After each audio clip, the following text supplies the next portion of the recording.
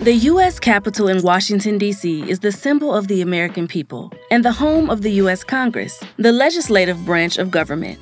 The Constitution creates 3 branches of government: legislative, executive, and judicial.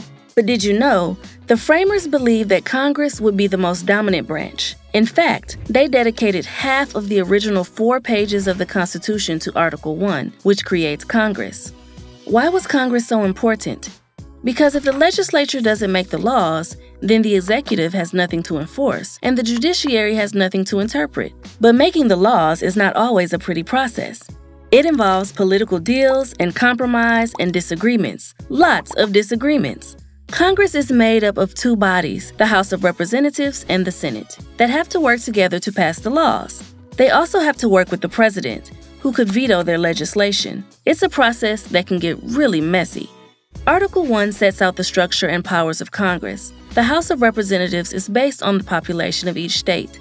Therefore, Article 1 requires a census every 10 years to determine the population of the United States, so that seats in the House may be apportioned or assigned accurately. Due to the ever-growing population, in 1929, Congress limited the total number of representatives to 435.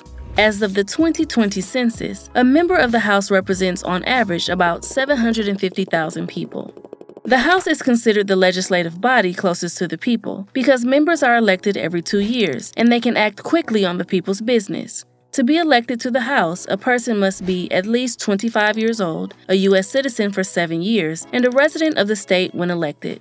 The leader of the House is the Speaker, who is considered the head of the legislative branch. The Senate is based on equal representation of 2 senators for every state, regardless of size. Originally, the state legislatures chose senators, but the 17th Amendment, ratified in 1913, required direct election of senators.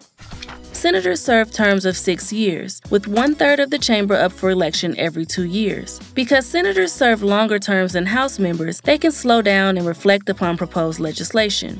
To be elected to the Senate, a person must be at least 30 years old, a U.S. citizen for 9 years, and a resident of the state when elected. The leader of the Senate is the Vice President, who is the only person to serve in 2 branches of government at the same time, the legislative and the executive, but can only vote in cases of a tie in the Senate. Congress is the only branch of government chosen directly by the people. It's how we, the people, have the most immediate effect on our government. No wonder the framers of the Constitution thought it was so important. How does Congress represent the will of the people?